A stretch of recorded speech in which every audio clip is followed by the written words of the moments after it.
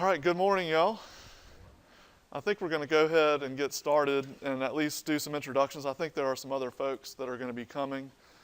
I've heard from a few even this morning that are planning to be coming. So we're going to go ahead and get started for now and do some introductions, and then we'll get into the meat of the content and the materials. Really appreciate y'all coming out this morning, and I'll introduce myself first. Hey, Donna. And then it would be helpful to go around, and here's why I want to go around and just hear who you are, because I know, at least from what I've seen on the sign-in sheets, that there are a variety of folks. There's physician practices represented, there's insurance companies represented, there's state government represented, there's even other entities that are represented, and it will help me to tailor my comments for who you are, because there's lots of versions of this that I can give. And the other thing that I want to say, too, from the outset, and I'll say this if other people walk in too, is that I hope that this is as much discussion as it is presentation. I welcome comments and feedback at any time, even and especially negative feedback. If you disagree with me, I want to hear it. And this is really a time not only hopefully for y'all to learn something, but I hope that it's a time for me to learn as well. So I just really do appreciate your feedback. My name is Scott Holtstrand, and I am a lawyer. I've got a law firm and a consulting company, and it's through the consulting company that I've worked with the Medical Association now for the last year and a half, or actually 2 years in a variety of capacities, to help with physician practices who are trying to become recognized as patient-centered medical homes. And if you listen very carefully, sometimes I say things very intentionally. And if you notice, I said, I'm helping physician practices who are attempting to become recognized as patient-centered medical homes. What I am not saying is I'm helping physician practices become patient-centered medical homes, even though there is some of that goes on too. But in many cases, a lot of the physician practices I work with already are what I would consider a patient-centered medical home. So I'm not helping them become one, but I am helping them present themselves as one to a third party that will never darken their doors and will never look at them. And the only thing they're going to see about this practice are PDF files that represent who they are. And that is actually a very hard task, to tell your story on a Word document, because it's just hard to tell the story of clinical care in Word documents. But that's some of what I'd help do, and I'll talk more about that later. Over the last, really 2 years is when the infancy of this project started at the Medical Association, and we really didn't start operationally until last year, around February. So we've been really operational for just over a year now, and in the past year, we have helped over 100 physician practices across the state. We've been in urban areas, rural areas. We've done hospital-employed physicians. We've done independent physicians. We've done solo practitioners. We've really helped physicians and their practices across a variety of contexts and in varying capacities. In some cases, the physician practice or even hospital system needed us to come in and just kind of do the rah-rah speech and meet with the right people and encourage people to really get motivated and started.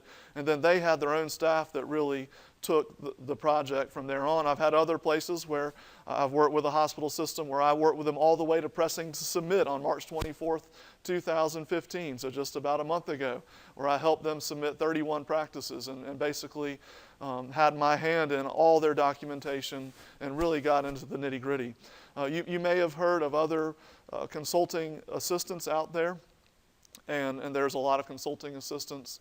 And the one thing that I think is great about our program is the varying capacities in which we provide services. We can give you the rah-rah speech and let you go. We can also give you the rah-rah speech and actually sit down with you in your practice and help you think through transformation ideas, help you with your documentation, actually type out your documentation. My fingers are still burning from the end of March of all the documents that I was creating and helping physician practices with.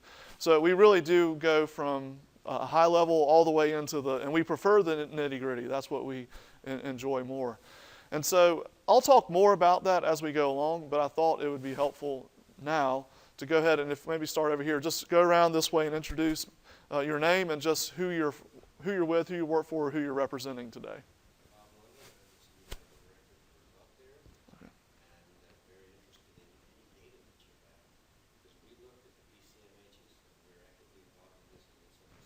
Mm-hmm. Mm-hmm. And found no correlation between HEDIS scores and PCMH. Mm-hmm. Yep. Zero in South Carolina, Mm-hmm. unlike the rest of the country. Yep. So I'm curious to see how you're following them once you set this ship out. Yep, and we'll talk about that today, for sure. I'm Johnny Davis. I'm the quality improvement director at Dr. Street. My name is Nicole Stinson. I work here for South Carolina Medical Association. I'm the senior coordinator. Thank you for giving us that. I'm Blake, Dr. Roger Walker. I'm from Rockville, South Carolina. Semi-retired Navy physician and medical healthcare consultant. Working with a fairly new company that's trying to learn the practices, sometimes learn more about what patients need. I'm Donna Strong. I'm with South Carolina. I'm helping with service design and quality improvement specialist for the Q-tip project, which is called the Technology Innovation Q-tip. I'm Tawana Dockery. I'm going to work with the Chief Practice Advisor for Wellcare. Okay. I'm Sandra Weaver. I'm manager of quality for Wellcare. Okay. And I'm Bobby Krebs, Senior Director of Quality for WellCare. Okay. We have a driving interest in helping our contracted physicians as well achieve this. So. Yeah, good, good. Okay, well, I'm glad that y'all are here. And I think there may be, we had a few others that signed up. I hope they end up coming in. We'll see if they do. And if they don't, they're just going to miss out. Maybe I do want to start off, and it's Bob, is that right? Addressing what you just said earlier. And I guess the people that are on the recording didn't hear all that, but that's okay. Y'all are anonymous now. But basically, the first comment that we had today was talking about no correlation between already recognized patient-centered medical homes and HEDIS scores. Is that correct? Okay. The state's moving to value-based contracting. Yes. So over the next 36 months, all these practices are either going to get really dinged or really rewarded unless they bring their scores up. Yep. Yeah, that's a great point. And so, Q-tip project, the same thing. yeah, and the Q-tip, you're right. Quality scores are the best thing in those centers. Yeah, so with respect to the quality scores, there's a number of issues going on out there. And, at least what I see on the ground level is that there is just a major data issue out there. I call it going from zero to data. And so we have primarily, and there are some physician practices and hospital systems that are ahead of the curve in terms of data creation, data documentation, data publication and transfer. But overall, at least from what I can tell, even in sophisticated hospital systems in most cases, the data is just really bad. And it's really bad for a variety of reasons. Some of it's just because they're not putting it in the right place to be able to pull structured data. And so they're actually doing all these colorectal cancer screenings, but it's not getting documented in the right place. In some places, they're just not doing the colorectal cancer screenings, and we'll talk more about that later. But yeah, I mean, the other thing I would say is, particularly in South Carolina, who has not been on the necessary forefront, though there are exceptions, but not on the forefront of value-based design and practice redesign. South Carolina is in a learning phase right now in many respects.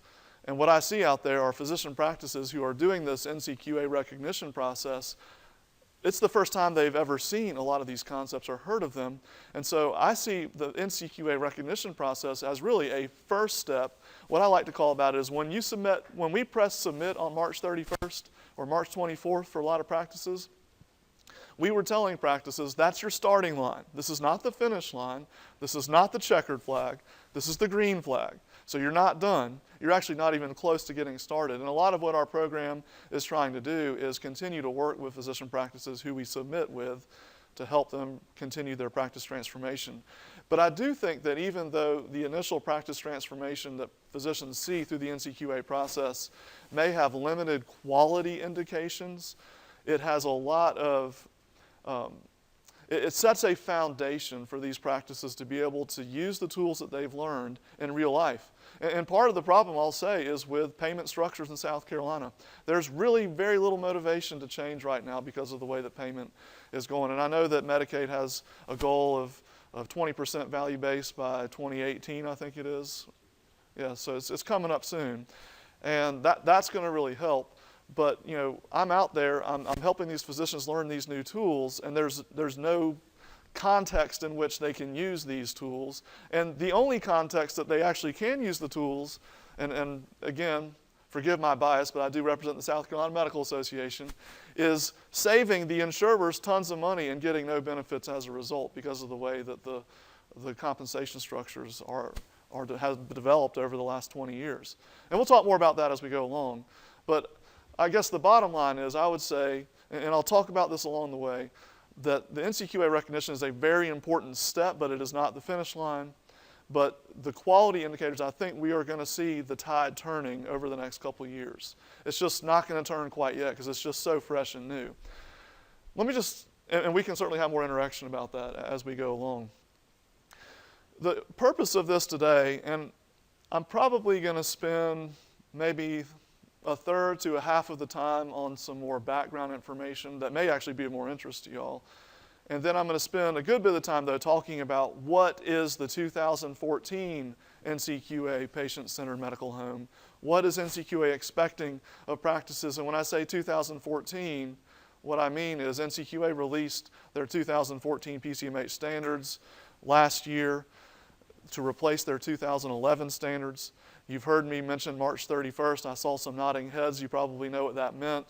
And what that meant is NCQA's 2011 standards, they sunsetted on March 31st, 2015. So no one can apply anymore under NCQA's 2011 standards. So we had this rush in South Carolina for practices who wanted to apply under the 2011 standards. So we're going to be talking today about the 2014 standards, which have been around for about a year, but really no one has done much with them. There's a few in South Carolina that are working on them right now. I'm not aware of any that have actually applied yet in South Carolina under the 2014 standards. Y'all may know of them. But we're going to talk about 2014, but we're also going to talk about NCQA, Patient-Centered Medical Home Recognition, and how the SCMA plays a role in that. And I think we play an important role, particularly because we're able to offer these services free of charge to physician practices. So we're able to get into the nitty-gritty and really provide some value to them, and they don't pay us a dime. So that's thanks to a grant from the Health and Human Services, South Carolina Department of Health and Human Services, which we'll talk about right here. So this is not really a partnership between us, Medicaid, and NCQA, but it is kind of a partnership between the Medical Association and HHS. HHS has funded the South Carolina Medical Association's foundation. It's a 501c3 nonprofit organization that is committed to helping physician practices with all sorts of issues. And we've chosen NCQA for a number of reasons. One is the payers seem to align themselves with the NCQA standards. That's a good reason. But another reason is, and I'm not going to go through a lot of this today, and it actually may show up in the slide deck that you've printed out in advance. I've actually changed this over the last couple of days. So you'll just have bonus information in there if you don't see it up here. But NCQA, they built the foundational principles of their patient-centered medical home on the top of principles that were developed by physicians. And so one thing that, and certainly it's not perfect, no one would agree, NCQA would even say they don't have a perfect standard of a patient-centered medical home. But at least the foundational principles are built on physician-developed principles. And I think I might have, let's see if I've got that slide. I might have taken that out. I did. That's okay. Let's see. I'll leave there. By the way, I never read slides, so if you want to read it later, you're welcome to. I can make this available to you if it's not in there, but I think that most of y'all probably are at a reading level that can read this, so I'm not going to sit around and read the slides, but that's just some more information about our foundation.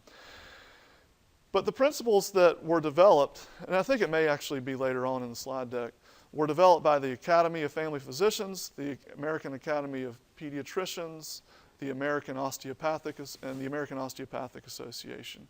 And those entities, and actually the American College of Physicians as well for internal medicine. So those four organizations came together in 2007, and they came up with what's called the Joint Principles of the Patient-Centered Medical Home. And for those of you who are physicians in the room, you know and you've seen it's hard enough to get two physicians to agree on one thing together. This was four organizations of physicians agreeing on the same principles of a patient-centered medical home, which I think are in your slides and may be in this as well. But those joint principles were all about coordinating care and quality and safety and payment and other things. And those joint principles are what NCQA built a lot of their standards and guidelines on top of. And so we believe as a physician organization that we should try to steer physicians towards programs and ideas that have a lot of physician input into them.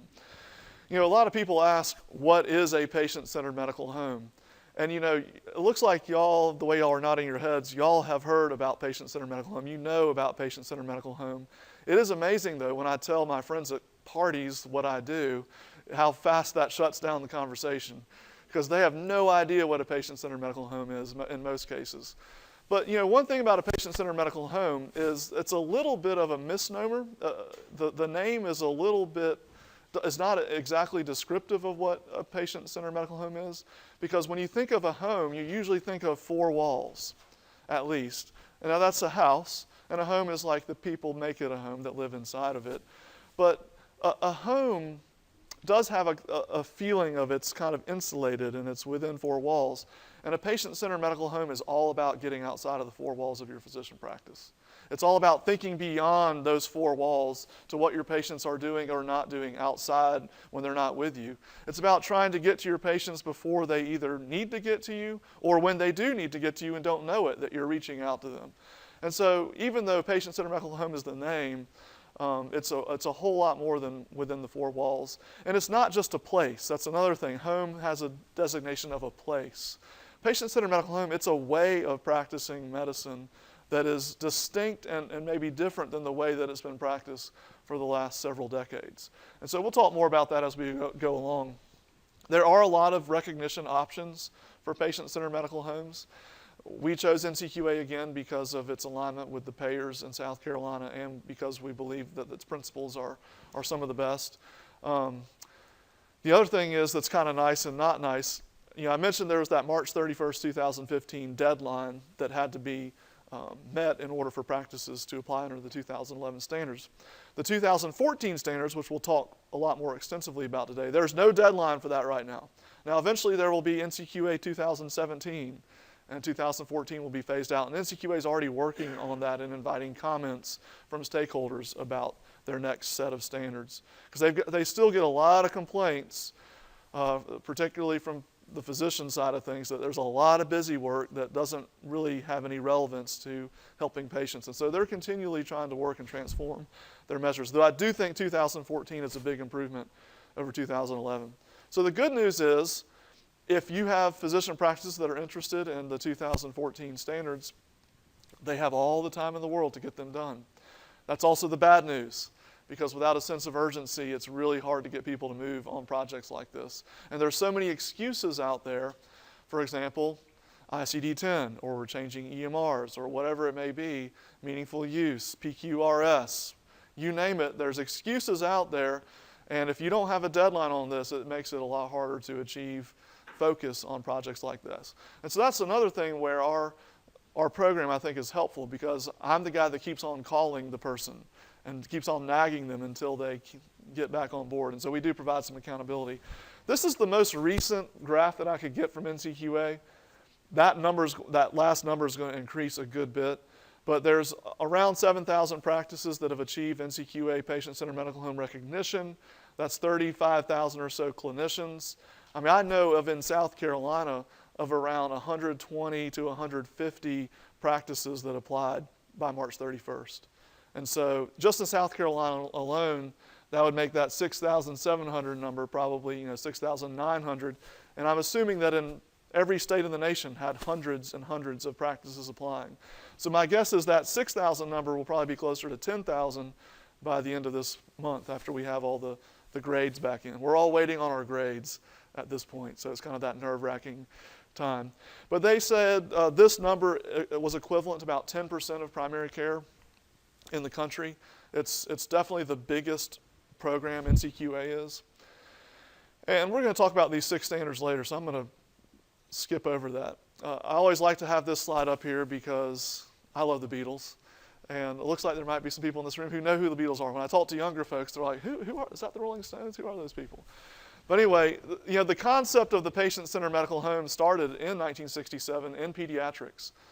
And that is 1967 Sgt. Pepper's Lonely Hearts Club Band era Beatles. But in 1967, a pediatrician recognized that by getting patient records and focus on patients in a centralized location and being able to use those records to reach out to patients could improve care was kind of the impetus for the patient-centered medical home. And that was 1967. And really, I called 1967 to 2007 kind of the middle ages of patient-centered medical home. There was a big kind of start, or not even a big start, but a start at least. And really for 40 years, and this is a little bit of an exaggeration, not a lot happened. There wasn't a lot of activity around it, and there wasn't a lot of need for it because the way that medicine was being practiced was just fine. It was just kind of rolling along. As we know, though, things have changed. Things have changed significantly. We now have policymakers from every walk of business and line of work and political affiliation. It doesn't matter who you are, and the American public as well has said, we are no longer willing to pay almost 20 cents on the dollar for medical care. And we don't want it to be 30 cents on the dollar for medical care. And so we have had a complete policy shift in our country over the last decade or so where value now is what people talk about, and they want to get away from volume. And we talk about the 20% by 2018 of the way that we're going to change and pay for value and not volume anymore. And we don't want fee-for-service anymore. So that discussion has come along right when patient-centered medical home is also in its renaissance, I would say, at this point. But these are the joint principles. I'm not going to go over them today, but you're welcome to look at those. I think those are in your slide deck. But they basically follow the patient-centered medical home standards that NCQA has. And we can talk more about that if we have time, but I just want to make sure we have enough time because we're already 30 minutes in. And I know an hour and a half sounds like a long time, but we're going to get through it faster than you think, and you're going to wish we had more, but I'm going to stop right at 12, so for a lot of reasons. All right, so anyway, we're going to talk more about this because this was the first question raised. Does patient-centered medical home lead to higher quality and better patient outcomes? It says that it does. Does it really? I think that it will, and it does. It certainly can lead to higher efficiencies within a physician practice. And here's what I'm seeing at the ground level right now, is that physicians in many cases are not getting to be physicians. They do some physician work, but they're doing case management and care management work, and clinical coordination. They're not getting to do the stuff they were trained to do. And then we have nurses who aren't getting to be nurses. They're front office staff people. They're not nurses. And we have front office staff people who don't know what they are. And we have this just major employment issue within physician practices where everybody, and this is an exaggeration, but just for the sake of effect, where everybody is mad all the time, everybody's frustrated all the time, no one likes their jobs. And what patient-centered medical home does is it takes a step back in a physician practice and gets the practice to start rethinking, how are we really using our employees? How are we practicing? How can we better align what we want to do with what we're doing? So that's one big thing that we're trying to work with physician practices right now in our program. And certainly there's lots of evidence of fewer ER visits, fewer hospital admissions, lower mortality rates, all that kind of stuff. And we're not going to go over that a lot. And then cost is another thing. I mean, the reason why payers are paying for this, and I know we have payers in the room, but the reason why payers pay for this is because they believe it's going to save money in the long run. And there's many studies out there that show that it does. Now, I get a lot of questions about why should we become a patient-centered medical home. And some of the reasons we've just given, one of the big reasons is our entire country is moving towards patient-centered medical home. Like I said, from every level and degree of policymakers, no matter your degree of political persuasion, it's heading towards patient-centered medical home. This is the U.S. Capitol. There are very few things you can get Congress to agree on. There are even fewer things you can get the Congress and the President to agree on. One of those things is patient-centered medical home is the wave of the future. It is a bipartisan issue. And I'll just have to say, generally speaking, and I'm not going to ask you what your political persuasions are, even though y'all are anonymous. Generally speaking, in South Carolina, the physicians in our state trend Republican. That's probably not going to come as a surprise for you. And so when I go talking to physicians about patient-centered medical home, it can be a quite frequent response that they blame President Obama for the patient-centered medical home. They blame the Democrats for the patient-centered medical home. Well, it's a surprise to them when I say this is one of the most bipartisan issues out there, and it's actually Republicans in Congress leading the way on changing the way you're paid and paying you if you are a patient-centered medical home. Just a case in point is the SGR fix bill. I know there's a lot of opinions about whether that was good or bad, and we're not going to get into that today because that would take much longer than until 12 noon. But the SGR fix bill, for those of you who are following this or not, the SGR cliff that physicians faced every year or even more than once a year for the last decade or so, where they were threatened with a 20%, 30% cut in their Medicare payments. Sometimes not threatened, but it actually went into place and they had to go back and redo it. Well, that's done. The SGR fix has come, or you might not want to call it a fix, but that's just kind of what it's called out there. And this bill was a bipartisan, overwhelmingly passed bill by both House Democrats and Republicans, Senate Democrats and Republicans. And basically what it does, and even though it's a little bit of a delay, in 2019 and 2025, physician practices get a 5% Medicare payment bump if they're part of an alternative payment or advanced payment model. And that's basically includes ACOs and includes patient-centered medical homes and other things. So if you're a patient-centered medical home, independent practice, not part of an ACO, you can still get a 5% Medicare payment bump just for being a recognized patient-centered medical home. But another reason why a patient-centered medical home is so important is because of this MIPS here, which I did put what it was, Merit-Based Incentive Payment System. The federal government loves to have acronyms. MIPS is going to be the acronym that's going to be the bane of physician practice existence for the next couple decades.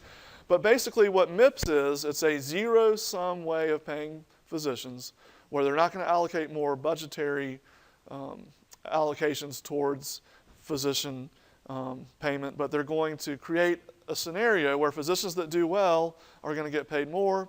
Physicians who do not as well in terms of a lot of standards based on quality, resource use, meaningful use compliance, clinical practice improvement activities can get paid a lot less, up to 9% less right now from Medicare. So if you're not a patient-centered medical home and you don't care about MIPS as a physician practice, right off the bat, you've got a 14% possible reduction. And there'd be other things you'd be reduced for as well. But that's a pretty significant reduction. Most physician practices don't have margins that can handle a 14% across the board reduction on their Medicare. But the MIPS program really aligns with patient-centered medical home because a lot of the things that you do in patient-centered medical home are centered on improving quality. We'll talk more about that. Doing better in terms of your resource use. And the way that they measure resource use is really interesting, the way that the federal government measures this. Because what they're doing is they're going to hold physician practices accountable not only for the resource use themselves and the way that they care for their patients, they're going to hold primary care physician practices responsible for the resource use of their patients in the hospital, in specialist practices, in all sorts of places that are beyond their four walls. They're going to be dinged if their patients are using too many resources outside of themselves, which, as you can imagine, creates an impetus to have more collaboration between primary care and specialist care, between primary care practices and hospitals, which is a daunting task. Even sophisticated hospital systems that are trying to coordinate care and align care between primary and specialty care in the hospital, it still is really, really difficult, and I'm seeing it firsthand every day. And then certainly this clinical practice improvement activities, that's the quality improvement projects that are such a big part of NCQA's patient-centered medical home. And so at the very least, if you go through the rigmarole of becoming a patient-centered medical home or recognized as one, you're set up for MIPS pretty well. The other thing that the SGR fix bill did is it codified the Medicare chronic care management regulations. And so I'm going to talk about that in a second. But it also has additional funding for quality measure development in this bill. It's all about quality and it's all about measuring quality. And that is, you're exactly right, Bob. That is just key to physicians succeeding in the future, is how well they are measured and how well they do. And that is a very complicated task. It is not easy to measure clinical care, particularly if you're measuring it on claims data. And that's why a lot of plans are trying to get different sources and feeds of physician practice data to be able to get better feel for what's actually really going on. This chronic care management code, I always kind of like to joke about this one because here's all you have to do to qualify for the chronic care management code. A physician practice just has to do this, this, this, this, this, this, this. Okay, that's all. And we're not going to read through all that, and it's actually not as, well, no, it is as complicated as it looks. the thing is that this chronic care management code that was recently codified, it aligns almost exactly with the NCQA standards for patient-centered medical home. So if you are truly following NCQA standards, it is likely that you have just done all those things that I have listed out. And if you do all those things that are listed out, you get over $40 per member per month payment from Medicare. And this is for each Medicare patient that you have that you provide chronic care management services for, which Medicare defines as 20 minutes, minimum 20 minutes of chronic care management coordination services for your patients. And it doesn't have to be done by one person. It can be done by a variety of people. Physician practices right now and hospital systems are jumping all over this code as quickly as they can, because if you multiply 40 by 3, that's $120 an hour.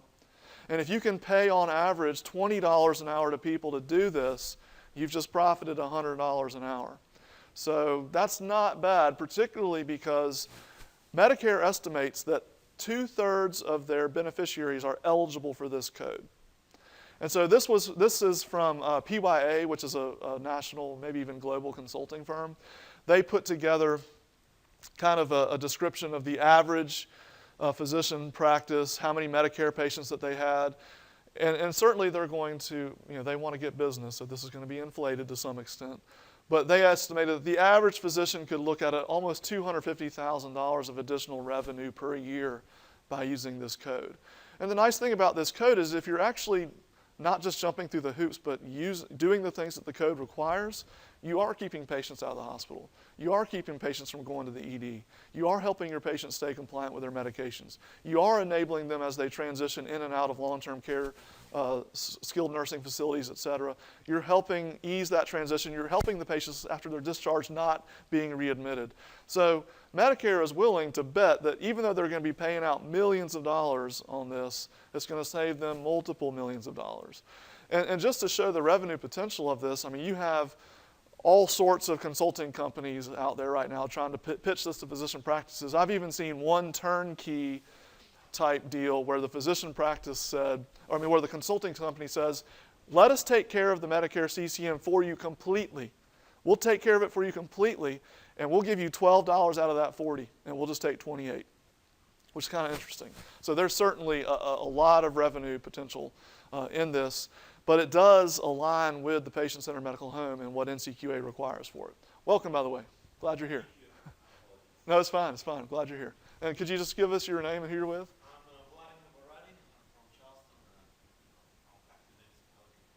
Oh, good, good, wonderful. All right, so this is going to be a big code. This is going to be a big deal, and it's, I think, going to get patients much better care along the way. Now, there's other financial reasons why we might want to be a patient-centered medical home. HHS has an incentive that they will pay. This is pretty amazing. They'll pay you 50 cents per member per month just for trying.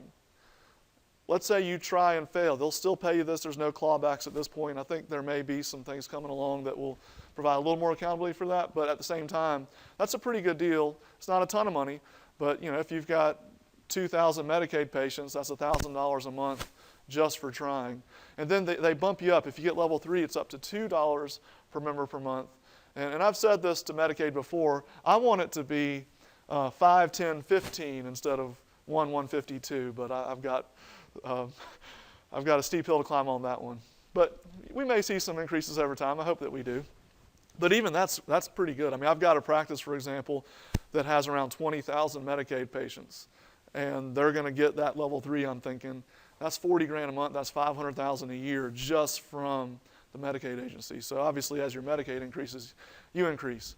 Now, y'all may be interested in what Blue Cross is doing. This is Blue Cross commercial, not Blue Choice. Blue Choice follows the $50, $52. But their Blue Cross commercial has just introduced a new way of paying that's a little bit different from last year, but it's substantial. They'll pay, this is for adult care, obviously, but for diabetes, they'll pay $10 per member per month, $10 for congestive heart failure, $3 for hypertension. But what they're doing this year, instead of just paying that and nothing else, they're actually going to tie this to your performance. So they've got a number of measures that they're going to be looking at, and that 10 is a baseline. You can get up to 20 on your diabetics, your heart failures, and up to 8 on your hypertension, but you can go down to 5, 5, and 1 if your performance indicators are not as good. But that is substantial. If you have a substantial Blue Cross commercial population, that can start adding up very quickly. On the peds side, they've developed the adult side first, so the peds is kind of coming along behind that, so they don't have the scale yet where you can lose if you don't do as well. So they pay $8 for your asthma patients per member per month, and then $1 for preventative care services, and then you can get up to $1.50 extra and 25 cents extra if you meet certain quality measures and indicators. And the only reason I have Blue Cross up here and not other payers is they're the only ones that have published these, and I'm not sure what other payers are doing.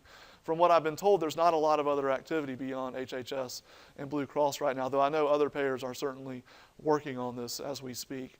So, those are substantial, and especially pediatric practices typically have a lot of asthma patients, though what I've found is in many cases, for some reason, and this is, again, just a generalization, a lot of peds practices don't want to diagnose their children as asthma. They don't do the asthma diagnosis, but they still treat them for asthma, so that may cause some issues on that 8 p.m.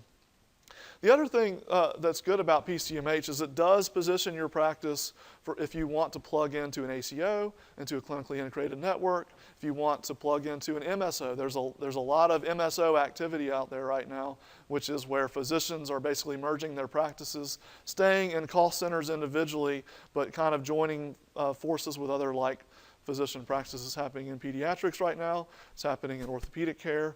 It's happening in primary care. And so if you're a patient-centered medical home, it typically will help let you fit into those networks more easily than if you're not, because in most cases, those kind of networks require patient-centered medical home as part of getting into their network. And if they don't require it, they at least require you to be moving towards that. So one thing, though, that I've found in terms of the transformation that is required to become a patient-centered medical home, or at least be recognized as one, it's asking a whole lot. There are a lot of hoops you've got to jump through, and a lot of them interfere, or maybe interfere is not the best word, but at least get into the clinical workflows. And so baby steps is usually what I recommend. Don't bite off more than you can chew. You need to really take your time as you get into the patient-centered medical home. And there are certain ways to do it that I think have a better level of success than others. If you jump in, and we'll talk about the standards in a minute, but I think there's certain standards that if you jump into first, you're going to give up because it's just too overwhelming. And there's other ways that you can do it that help your practice gain more confidence as you move along. I'm going to move through, this is just for your information, and I think it's on your slide deck, but the Patient-Centered Primary Care Collaborative did a study of all the patient-centered medical home projects, whether for research or with payers, from 2010 to 2013, and they published all of the studies, and in most cases they showed decreased cost, decreased utilization, increased care quality, increased outcomes, and there's a bunch of these. I'm not going to go through them. I will point out South Carolina's project, which was with Palmetto Primary Care, and it was a several-year project, but it resulted in 15% fewer inpatient hospital stays, 26% fewer ED visits, a 6.5 total reduction in total PMPM. And so you can imagine that Palmetto Primary Care was happy about that. Their patients were happy about that. Blue Cross was the one who did the pilot with them, was happy about that, happiest, I would say, about that. The only ones that weren't happy were Trident, MUSC, and Roper, because that 15% and 26% and 6.5% came directly out of the hospital system. And originally when PCMH came along, many hospitals were reticent to jump on board with patient-centered medical home because they knew if patient-centered medical home works, our hospital revenues are going to decline. And they are right. If it does work, your patients shouldn't be in the hospital as much. They shouldn't be generating as much revenue for the hospitals. At this point, though, through a combination of peer pressure and business pressure, most hospital systems in South Carolina have jumped on board the PCMH train, and they're doing it. And the peer pressure is if hospital across the way has done it, I probably should do it too. And we're getting even businesses that are saying, we will contract with you directly. This is in lieu of contracting with an insurance company. We have big businesses that are starting to tell hospital systems, we will contract with you directly. And one of the requirements for you to be eligible for that contract is all your primary care practices have to be patient-centered medical home recognized by NCQA. And so they're getting pressure from the business side and from their peers to do this, even though it's not necessarily not necessarily in their financial interest, but I am working with another hospital system who will just tell you up front, this is not in our financial interest. This is not helping us. We're losing money on this because of the revenues that are going down on the hospital side.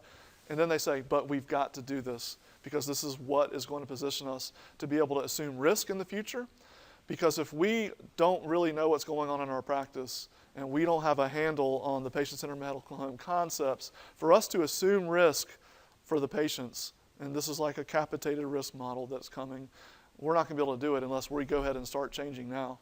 Now here's just some, and these practices will remain nameless, but here's just some examples of practices that I've worked with in particular. And this is data that we've accumulated with practices around the state. This is from a rural practice.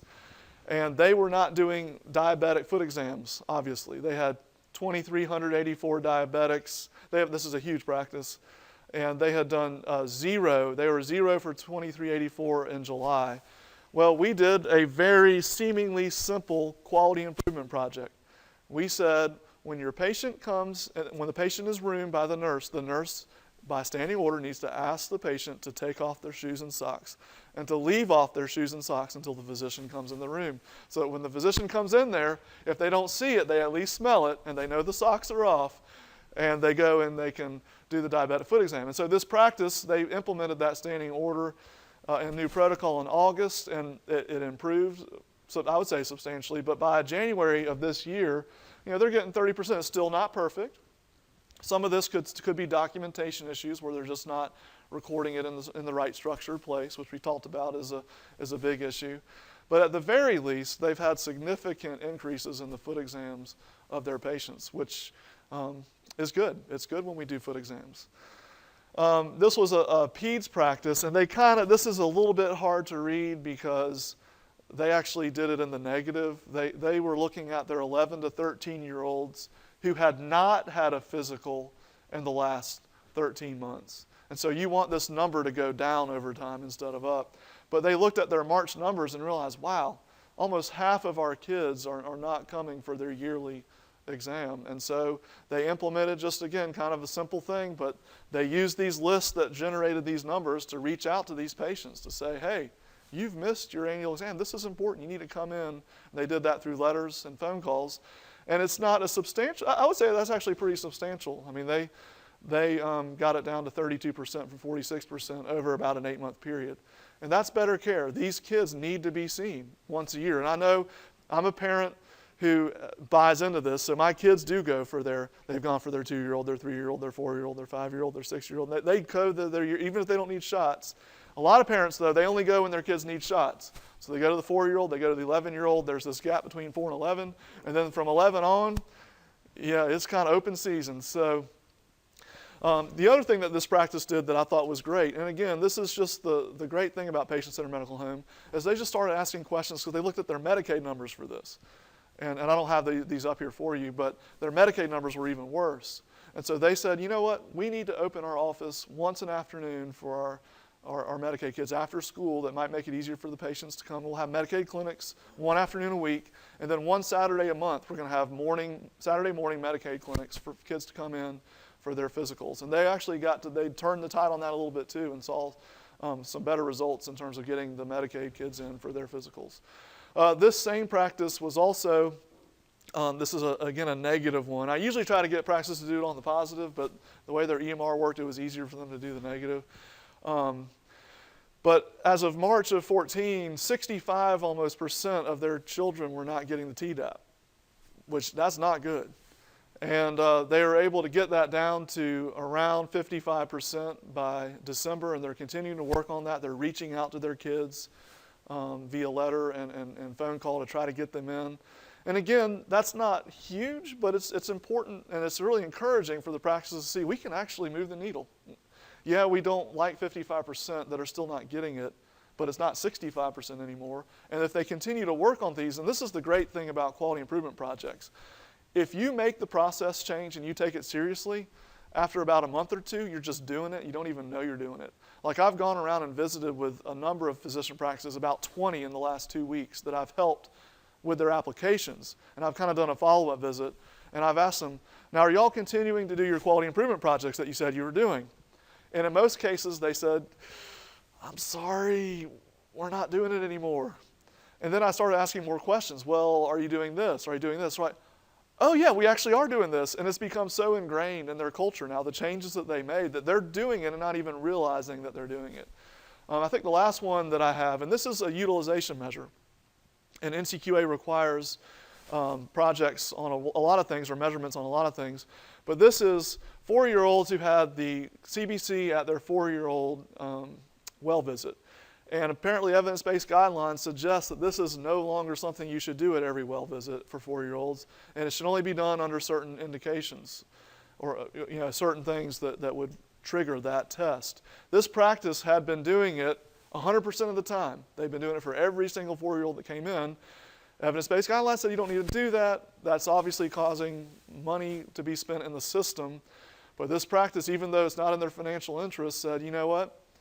We want to follow evidence-based guidelines. We're going to stop doing it. And so they implemented some protocols to help them remember not to do it. That's kind of hard to do. It's a lot harder to remember not to do things. But they implemented a few processes that helped their staff realize, okay, we're not doing it anymore. And basically by December, they got that rate down to really 5%. And that's just all kids that got it. That kid, for all we know, needed to have it done. But they got it down from 100% to 5%. So that was a good result for these practices. And these are just some examples. In every practice that I've worked with, there's a place where you have to, on your application, check the box if you've achieved improvement in a quality measure. Every single practice that I help submit, and again, we work with over 100 practices. I actually press the button on 45 or 50, press the button, the submit button. All of them achieved improvement in numbers that they were measuring.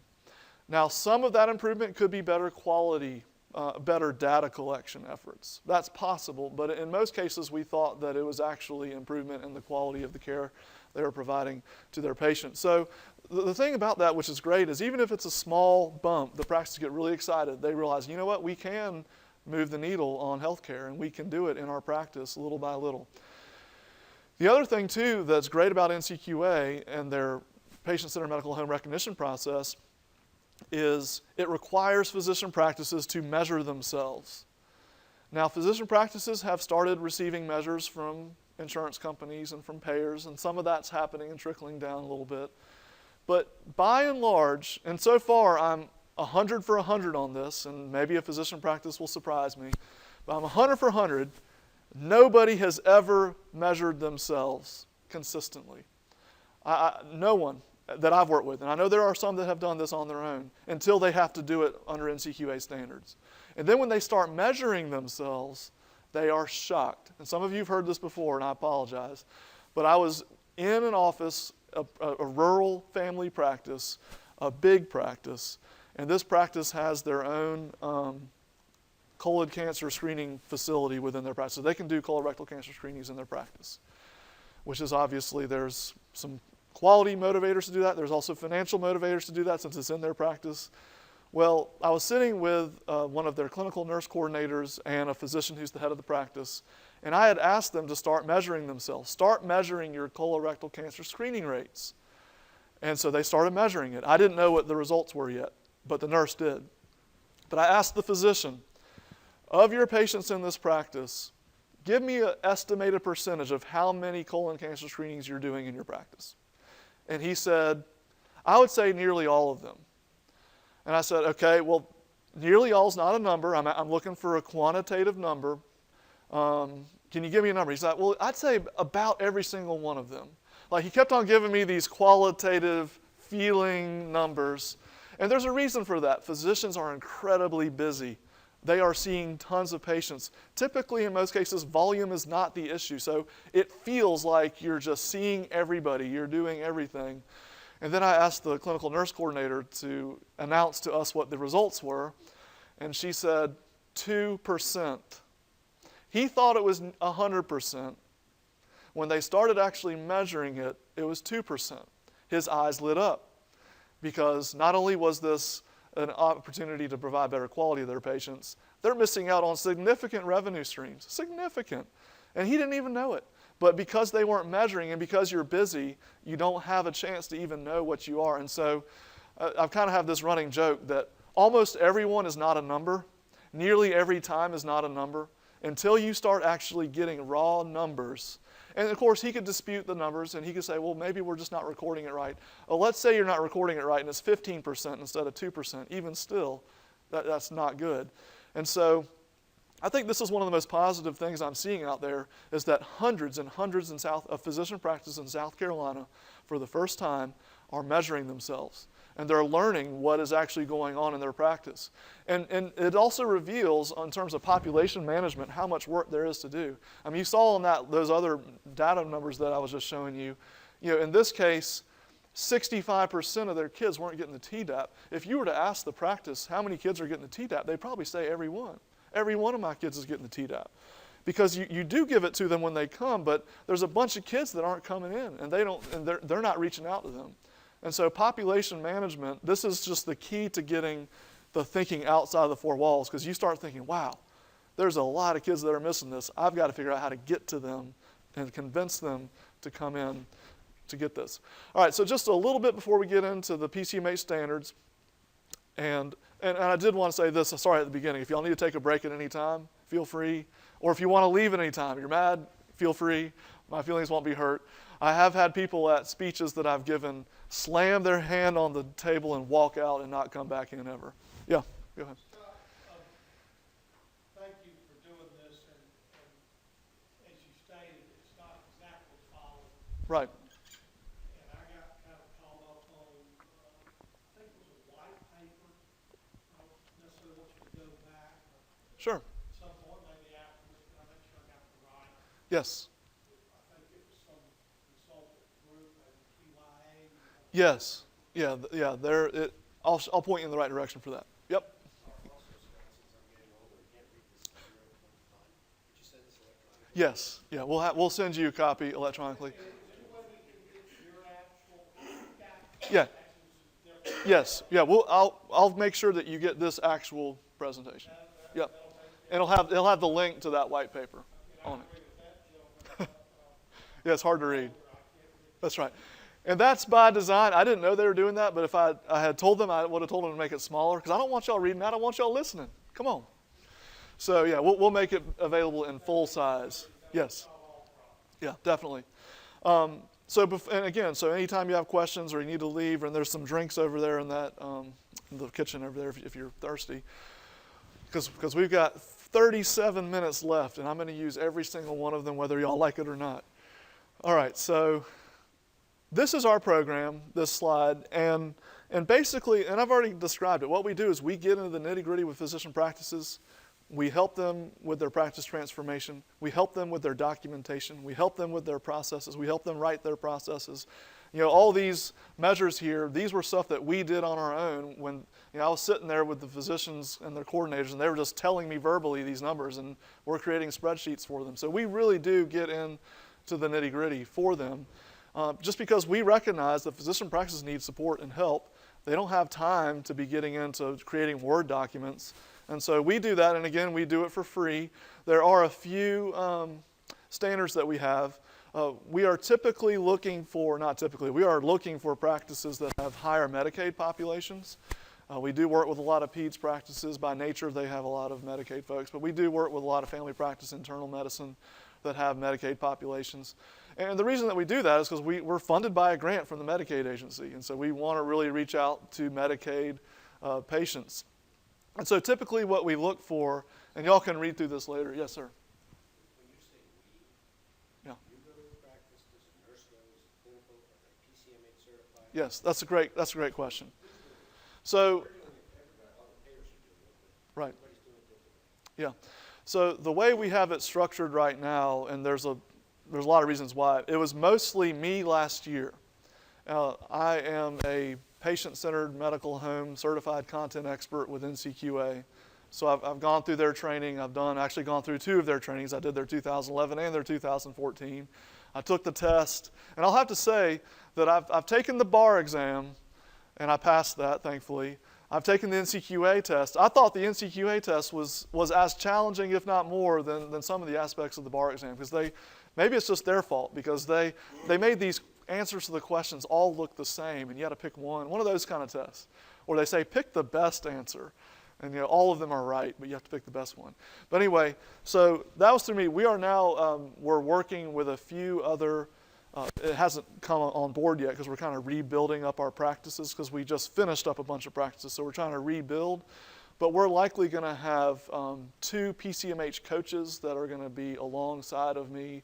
We're going to have a physician medical director that's going to be providing some resources and assistance over the next year, is how we've structured it. So it's someone like me going into practices with some support from physician medical director, and that's how we've structured our program. Does that answer your question? Are the physician advisors, nurses, doctors, the ones you're hiring, what's their background? Like the coaches or the coaches are going to be typically folks who have a Master of Health Administration or Master of Public Health is typically kind of what we're looking for. Someone with a master's degree or working towards a master's in public health or a master's of health administration is what we're looking for. Though we're open to anything. I love an RN or even a physician would be great. So basically, and what NCQA requires is an $80 fee to buy the survey tool, which is where you actually put all your answers and upload all your documents to prove that you're a patient-centered medical home. And I think it's still $550 per physician, or I'm kind of physician-oriented. It's really per clinician because you can have nurse practitioners and PAs who also get recognized alongside. But it's $550 per clinician. We have a discount code with NCQA that gives you a 20% discount, so that takes that down to $440 per clinician. But even if you look at the HHS incentives alone, that usually covers your application fee, if not more. And certainly the Blue Cross incentives more than cover that if you've got a lot of Blue Cross commercial. We typically look for 1,000 Medicaid patients on your practice panel, but that's not necessarily required. I've got some practices that have fewer that are just smaller practices. And then some where I'll work with a hospital system where one practice might have a very small Medicaid population, but they have other practices that have big Medicaid populations. And so we want physician leadership and buy-in. That's key to this process really moving smoothly. You got to commit to pay the NCQA fees, sign a business associate agreement with us because I don't want to violate HIPAA any more than y'all do. And then we really look for practices that have had little experience. We don't want a level 3 practice. If you're a level 3 practice, you're fine. But we are able to work with a few practices that have achieved some recognition, but we really look for level 1 because we're trying to find practices that need the most help. And like I said, special eligibility circumstances, there are some practices that may not meet all these, but for whatever reason we feel like it's worth the time and effort to help them as well. Let's just talk for the next half hour or so about NCQA 2014. Obviously, this could be a many day-long discussion going through the 2014 standards. And actually, what we're going to be doing at the Medical Association over time, each month we're going to be releasing new webinars that are addressing each standard as we go along. So there will be a webinar on Standard 1, on Standard 2, Standard 3, 4, 5, 6, and we'll even get within the standards to certain elements that are really important. But today what I want to talk about is just a brief 30,000-foot overview of the 6 must-pass standards for NCQA's 2014 program. And the reason why I always start off about talking about the must-pass is if you don't do the must-pass, you fail. I mean, that's kind of obvious, but you could actually have a perfect application. You could have 95 points, but you decide, I'm not going to do everything on this must-pass, and I'm going to fail one of the must-pass items. Even if you had 95 points, you would still fail. You get a 0 if you don't do all 6 must-pass elements. And so the first one, and what I like to do is break up the project into kind of 3 different compartments to simplify the 6 standards. One big part of the project is thinking about how do patients get to see us? Like, how do patients get access to our practice is a big part of NCQA standards. The second big part of the standards is what happens when they're not with us? How are we tracking and coordinating efforts outside of the 4 walls of our practice? And then the third big, and this is the biggest one, and it's no surprise, it's what happens when a patient actually darkens our door? What are we doing for them when they come? So the 3 parts, and it's kind of obvious. How do they get to us? What are they doing when they're not with us? And then what do we do when they come to see us? This standard 1 is more about how do patients get to us. And this has had some changes from 2011. But basically what NCQA wants you to do is reserve same-day appointments in advance for routine and urgent care needs of your patients. Some practices, this is not a struggle at all. Others, this is actually hard for them to do because they don't like to have open blocks in advance. They want to fill up their entire schedule. One thing that NCQA says, though, is that work-ins don't count as same-day appointments. You actually have to reserve in advance so that it's blocked on that day. So tomorrow, Friday, you'd have to have already blocked open slots for people to come in. Though, for example, the 20 practices that I've visited in the last couple weeks, I've asked them, how's this going? And every single one of them has said, we need to reserve more same-day appointments because they all get filled every day. And that's one of the fears, is that if we block off so much and then no one comes in, then we're going to have all these open slots, and that's not good for revenue. I have yet to meet a practice that has that problem. It's the reverse. They've reserved open slots, and they get filled, and they're still having to work in beyond that. So that's typically not a big deal, but it's a very important deal, because if you did all 150 things that NCQA wants you to do, but you didn't just do this one thing, you'd fail the whole thing. This is a critical factor. This is one of the things they absolutely require you to do to become a patient-centered medical home. The other thing that they want you to do is obviously provide appointments outside of regular business hours, providing alternative types of clinical encounters, whether that be group visits or online visits or email visits. I mean, there are all sorts of things you can do. I do want to say one thing, though. Two things. All right, so this is what NCQA wants you to do. If you look down on this box here, some of you are probably very familiar with this. To pass NCQA, you have to do 50%. You have to score a 50%. So there's 6 things that you can do. If you just do 2 of them, including number 1, you pass. So a lot of folks start saying, well, I can't provide alternative types of clinical encounters. Well, then don't, because you can still pass, and you can actually get all 4.5 points without doing that one. If you look down here, if you do 5 or 6 of these things, you get all 4.5 points. If you do 3 or 4, you get 3/4 of 4.5, whatever that number is. So that's kind of how that box works, but you do have to do at least 2, including factor 1, of these 6 things to pass at all. Obviously, if you're wanting to get a level 3, you're going to want to be doing as many 100% as you can. But one thing that NCQA has done in their 2014 standards is they've gotten, I would say, a little bit ahead of where clinical practice is, at least in South Carolina. There's not a lot of practices providing alternative types of clinical encounters right now. And any place where they've gotten ahead, what they've typically done is they've done this. They've kind of said you don't even really have to do that to get 100% because we recognize this is kind of on the cusp. And you'll see one that's a lot more on the cusp for Standard 5. So they want you to look at your availability of appointments, which just means they want you to start measuring how long does it take for a patient to get in for a well visit? How long does it take for a patient to schedule a physical? They want you to know so that you can maybe know what kind of access issues you're dealing with. They want you to monitor no-show rates. And then this is one of their new ones. They want you to do a quality improvement project based on things that you identify in here. So let's say when you study the availability of your appointments, you recognize that it takes 6 weeks to fit in a sports physical. And so you think, you know what, it should be more like 2 weeks. Let's just say you say that. So your goal is going to be to move from 6 weeks to 2 weeks. So what they want you to do is make a change that you think will result in you getting from 6 to 2 and measure that over time to see if you've improved.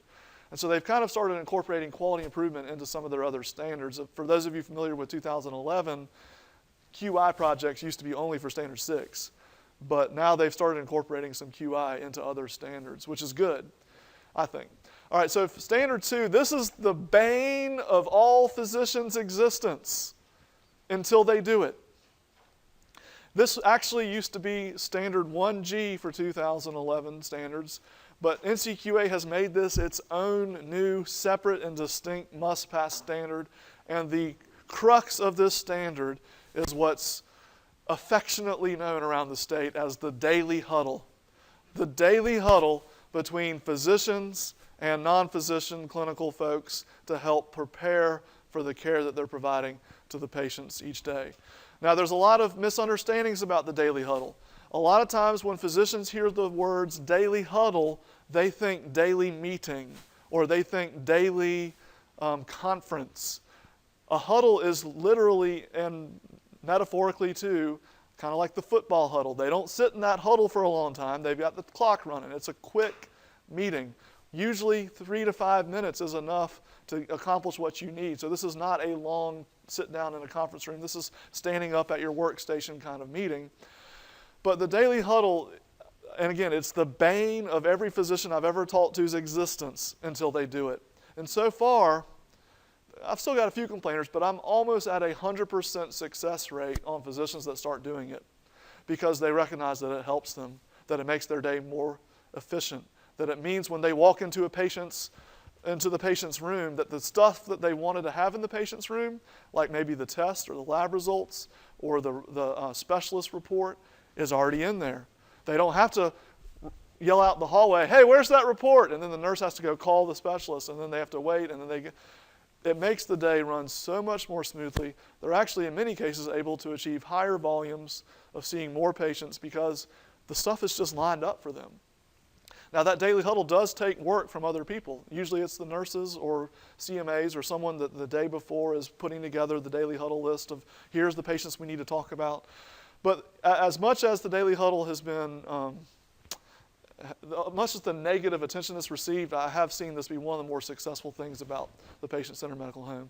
And then I'm not going to go through all these things. Y'all can read these later if you want. But this is all stuff about how the care team approaches the care of the patients and how we're utilizing our nurses and our CMAs and our front office staff, and what kind of awareness your staff has of patient-centered medical home activities. This is really just including your whole practice in the patient-centered medical home, because unfortunately, I've seen cases where there's like a really strong physician champion who does the whole PCMH thing, and no one else even knew that it happened.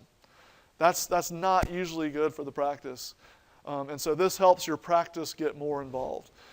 Standard 3 is the population management type standard. And what NCQA wants you to do is reach out to patients who need services that they're not getting. That's kind of the stuff that we were showing up on the slideshow a little bit earlier. They want you to pick preventative care services, immunizations, chronic care services, patients who haven't really been there lately, and medication issues. Just as an example of a medication issue, I have a pediatric office that prescribes, I can't remember what the medication is, I have to go back and look, but there are some dangerous side effects to this medication. And so what they do is they have a list that's printed out, I think it's weekly, that lists all their patients that are on that medication. And then they have a clinical coordinator that reaches out to that patient to make sure that they're not experiencing these side effects, make sure that it's having its intended efficacies. So that's just one example of what you might do with medication. Preventative care services, it's whether they've been in here for a well visit, have they had their breast cancer screening, have they had colorectal cancer screening? I mean, there's dozens and dozens of important immunizations and screenings. And one thing NCQA did do in these standards is they separated out preventative care and immunizations. And so, usually I see the pneumococcal vaccination being a big one for adults, the Tdap, some pediatric practices that you could maybe argue are trying to be more progressive, do the HPV vaccine, because that's a really controversial one. It's hard to convince parents or kids to do that one. And so they want to measure that one and see what their rates are on that one. Chronic care services, it's like diabetic A1C measurements, LDL measurements for diabetics, foot exam ratios, hypertension, high blood pressure issues. On the kids side, there's a number of asthma measures and ADHD measures. A lot of times it's a little bit harder on the peds side. A lot of this is set up for chronic care management, and there's just not as many chronic care type kids. At the same time, we've been able to find a lot of measures out there that can be used for this to reach out for kids that are missing needed services. So this is really this is actually the easiest one to pass, because all you do is you identify people that need things, and that can be the hardest part if your EMR doesn't work well for you. But you identify people that need services, you reach out to them, and NCQA doesn't judge you right now whether they come in or not. That might be coming in the future. But all you got to do is reach out. That's all you got to do is reach out and prove that you reached out. But they're not requiring the patients actually to come at this point, which is, patient compliance is a whole nother topic. If anyone figures that out, you wouldn't be here. You'd be in Tahiti. But that really is kind of the elephant in the room of any policy discussion is patient compliance. And politically, it's a hard one because politicians need votes. Most of the votes come from patients. And when you tell patients that they've got to do things, that's voters that you're telling to do things. So that sounds a little cynical, but that really is a reality that we're living in right now. I think the business community is probably our best chance to enforce carrots and sticks for patients. And certainly the payer community can do their own thing, but I think your job tends to give people more motivation to be in line. And we already see that with wellness programs in the workforce that can really increase patient compliance where other things don't. All right, so standard 4, this is typically, in the past especially, has been the hardest one for physician practices to do, because this actually involves clinical workflow changes in many cases and EMR redesign in many cases. And one thing that we do in our program is we help you with your EMR redesign. I've had a lot of exposure to varying EMRs and work with a lot of IT people to help design templates and things that enable physicians and clinicians to record what they're doing. But basically, this is the standard that talks about what do you do when the patient actually shows up in our office? What kind of care are we providing?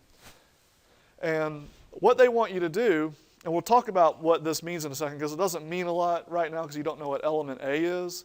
They want you to identify a certain subset of your patient population and then prove that for at least 75% of that certain subset that I'll describe in a second, that you've done these 5 things for the patients, that you've incorporated their goals into your care plan for them, that you've identified treatment goals for the patient. So, I mean, just an obvious one would be get your A1C less than 8, or get your asthma control or medication ratio rate to this, or whatever your goals are. You set their goals. You think about the barriers and address barriers as they come along to meeting those goals. So, you're getting your A1C below 8. It might be you're not managing your insulin very well and you're eating Twinkies and other things that aren't helping you. You got to have a self-management plan, which is giving the patient some resources that they can use at home so that they can, this is the only patient compliance that really fits in here, but you're trying to at least give the patient the tools to use if they would be willing to use them to help self-manage their care at home. And then you actually give that to them in writing so they can take it with them. That you can actually also send it to them on a portal. It doesn't have to be on a piece of paper. But you get that plan to the patient. This is actually a lot better than it used to be. Under the 2011 standards, this was a lot more onerous. And the thing that I like about 2014, or I'll say this, love about 2014 standards, not just like, love about the 2014 standards, is the patients that they want you to do this for, which I'll go ahead and put this up, makes so much more clinical sense than 2011 standards. Because here's what you had to do in 2011 standards. You had to pick 2 important conditions and then a third condition related to either high-risk behavior or mental health or substance abuse or something like that. And so what we usually saw is adults picked diabetes, hypertension, and smoking. And then peds picked asthma, ADHD, and pediatric obesity, or sometimes they picked preemies. But usually it was asthma, ADHD, obesity, diabetes, hypertension, smoking. And there were some, I had heart failure, I've had other things too. But what you had to do under the 2011 standards is every asthmatic that came in your practice, you had 21 things that you had to prove that you did for them. And you had to record it all and have it all set up in your templates and do it for every asthmatic, for every ADHD child. And actually what a lot of peds practices ended up doing was a well visit. So you do like the 4-year-old well visit, asthma, and obesity. So every 4-year-old well visit, there were 21 things that you had to do and prove that you did them in your EMR. Well, same for adults. Every single diabetic that came in, every single heart failure patient, every single hypertension patient, even those that are well controlled and they're actually doing pretty well in managing their condition, it didn't matter. Under 2011 standards, you had to do this rigmarole with these patients, regardless of how well or sick that they were. And so what led to a lot of frustration was, especially on the ped side where you have a healthier population, but even on the adult side, is out of 100 patients that you had to do this for, there were really only maybe 15 that we probably should have done it for. But we had to do it for all 100 because NCQA required us to do that. Well, NCQA changed that. What they now have done is they've created categories. You can see these 5 categories. And what they want you to do is they want you to create your own high-risk patient, basically. You define, based on these 5 categories, who your high-risk patients are. Who are the patients that really could use additional care management? And it is only for those patients that you have to provide that care management to. And of course, as we know, it is the top 5, 10, 20% of patients that result in most of the issues in our healthcare system. And so what this does is it helps you really narrow down that focus. And because a lot of practices have not been set up in the past to do this kind of care management, it can be overwhelming. I mean, I had practices that had even hundreds of these patients a day coming in that they had to do all this for, and it just seemed impossible to do. And so NCQA doesn't give you a percentage. You notice you have to actually monitor the percentage of your patient population that these categories create. NCQA has not thrown out a definite of what they're looking for, though in my training they've said look for around 5% of your patient population. I do know, though, that the Duke Medical Center complex is going through patient-centered medical home right now under the 2014 standards. They're shooting for 2%. So I know there are people out there that are doing 2%, not even 5%. But if you get in a range of 2 to 5% of your patient population, what you do is you say, we are going to look at our kids that have ADHD but live in a certain zip code. Or we're going to look at our diabetics who have a lot of readmissions and who have a comorbidity of hypertension and heart failure and who our insurance company has reported to us. And you some patients might fall into all 5 of these categories. But you basically, and this is kind of the good and bad news, the good news is you get to pick who you care for. The bad news is you get to pick who you care for. And this can kind of be hard. I mean, the sky's the limit. I mean, there's so many different ways that you could do this. I would suggest that you try to align this with other things that you're doing. For example, I met with a physician practice that's doing the chronic care management code for Medicare that I talked about. Well, they had picked already 100 patients that they're reaching out to trying to get signed on to this chronic care management. These are patients that they have decided through a lot of their own hoops, the hoops that they jump through, that these are the patients we need to be focusing on. Well, when I went and met with them, it had been a couple weeks since I'd met with them and they started working on this. They had come up with this very complex, really hard to do thing to identify patients that happened to be completely different set of patients than the one they were already doing chronic care management for. And I told them, just use the patients you've already picked. You've already used all these things. And he's like, oh, we can use them too? You know, there's no penalty for double dipping on projects. It's not like in all the way through school where if you wrote a paper for one history class that also could have worked for your economics class, you can't use that same paper. That's not the case in these kind of projects. It's actually, they've set a lot of these standards up that you can do a lot of doubling up because they realize how hard this is. But you basically get to decide based primarily probably on your EMR capacity, because you've got to identify these patients. And if your EMR can't spit out, for example, like this practice, they wanted to do patients that live in low-income housing that have diabetes as part of their standards. And I said, well, does your EMR have structured data that shows the patients that live in low-income housing? They said, oh, well, no. Well, how are you going to find out what patient? Well, we can't. So, I mean, you have to use what you have. And unfortunately, you don't. But what they are doing is they have created a new data field that enables them to indicate that so that they can find that out in the future. But they can't find that out right now. So this one is hard because it does require a clinical team for these patients, make sure that they have this care plan, make sure that it's documented in the medical record, documented in a way that you can report on it down the road. This one is actually a pretty hard one. And there's also some things I don't think I have up here. It's not a must-pass. But there's about 5 or 6 other medication management things they want you doing for these patients. That's also something that you got to structure into your EMR so that you can prove that you talk to them about new prescriptions. I mean, this stuff's not rocket science. You give your patients treatment goals. You help them with barriers. You give them information about their new prescriptions. You help them when they have barriers to taking their medications.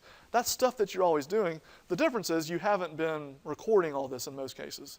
Yes, Yeah. how much per chronic patient for like medication remediation? Yeah, MedRec? Yeah, they have that. That's a piece of it too. And the nice thing is for med reconciliation, they allow you to use your meaningful use data for that. So if you're doing med rec for meaningful use, you can double up on that and you don't have to create a new template for that. And that's one thing I haven't said from the start is that NCQA has aligned these standards with meaningful use stage 2. So if you are compliant, and I know that's no small task, but if you're compliant with meaningful use stage 2, you're going to get a lot of credit for things along the way through NCQA because they have intentionally aligned that. Well, let's spend the last 10 minutes or so on the last two standards. This is the one, we talked about how to get patients get to you. What do you do when your patients get to you? This is what happens when your patients aren't with you. And this is particularly specialist referrals. So standard 5 talks about labs and imaging referrals in element A, which I'm not going to show you. Element C talks about transitions of care in hospitals, long-term care facilities, et cetera. I'm not going to show you that either. But standard B is about specialist referrals. Now, if you start looking at this, you're going to think, I don't do half of these things. And remember, you don't have to. And this is the one where NCQA gives you the most leeway because they've gotten way out in front of South Carolina on this. They've gotten way out in front of the nation mostly on this one. And so this one, even though they got 10 things to do, you can pass with just 4 of them, recognizing that there's just a lot of the stuff you're not going to do. For example, considering available performance information on specialists, most primary care physicians don't have access to this information yet. It's coming. And maybe you could use like a star rating from an insurers that are starting to come out. That's coming down the road, but we're really not caught up with that. And then like having agreements with other specialists for co-management of patients.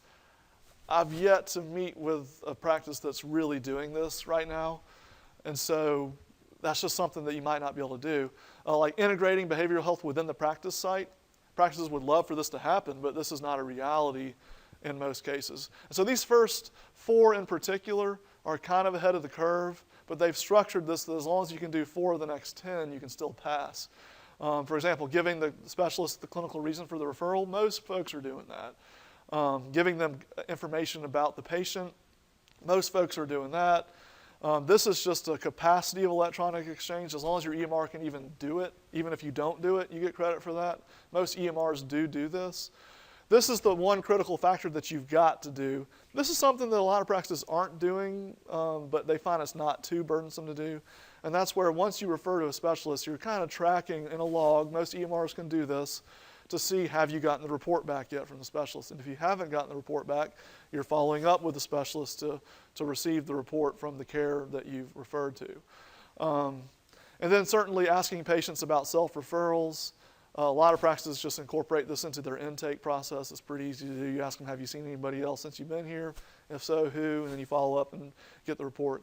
So this one, standard 5 is one of the harder ones to do because it requires so much process and the documentation on it is really, really tedious.